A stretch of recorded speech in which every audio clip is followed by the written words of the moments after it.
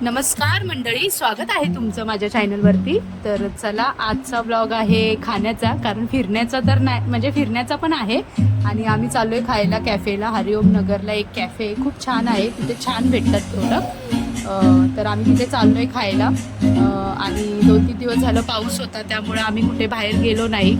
तर बाळं पण घरात बसत नव्हते, सारखं त्यांनी लावलेलं बाहेर चला बाहेर चला. आणि सागरला पण टाईम नव्हता 2-3 दिवस, त्यामुळे आम्ही बाहेरच गेलो नाही. आणि पाऊस पण पडत होता खूप, आणि आजही पाऊस आहे, पण रिमझिम आहे, जास्त नाही आहे. त्यामुळं म्हटलं चला की आपण आज जाऊया बाळांना घेऊन. मग आम्ही निघालो आहे, तरी पण थोडा थोडा पाऊस पडतच होता. तर हरिओम नगरला हा छोटासा कॅफे आहे, म्हणजे पावभाजी तिथे सगळे पदार्थ भेटतात खायला. पावभाजी वगैरे, सँडविच, पिझ्झा, बर्गर सगळं तुम्ही खाऊ शकता तिथे सगळं अवेलेबल आहे.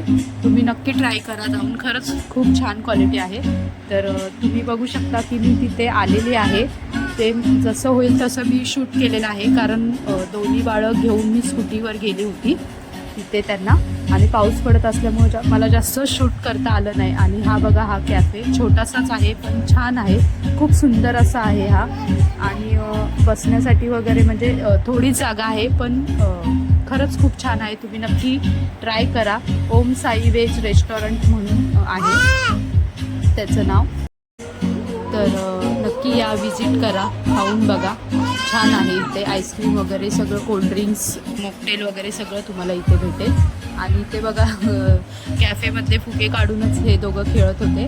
त्यांना खूप आवडले होते ते, आणि त्यांना कॅफेही खूप आवडला होता. आम्ही सेकंड टाईम इथे आलो होतो, कारण खरंच इथे खूप छान फूड भेटतं. तर ते दोघांचे खेळणं चालू होतं, खूप खुश होते ते बाहेर आल्यामुळे.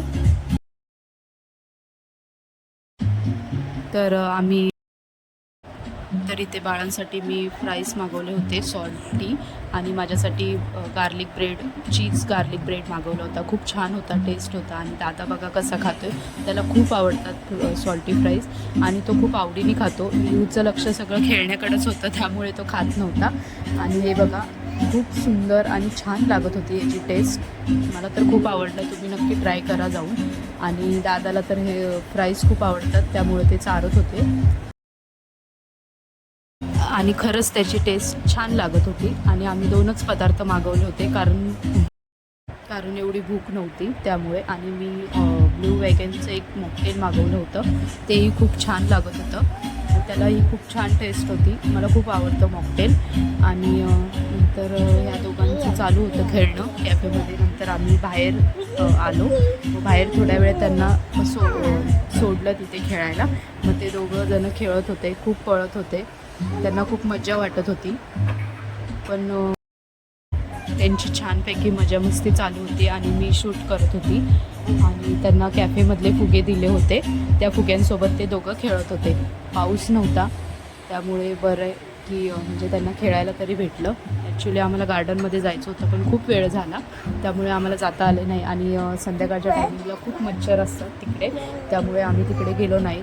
त्यांना कॅफेच्या बाहेरच सोडलं होतं खेळायला, आणि ते दोघं खूप मस्ती करत होते, खेळत होते. तुम्ही बघू शकता रिहू कसा पळतोय, दादा त्याच्या मागे पळत होता. आणि हा तो कॅफे आहे.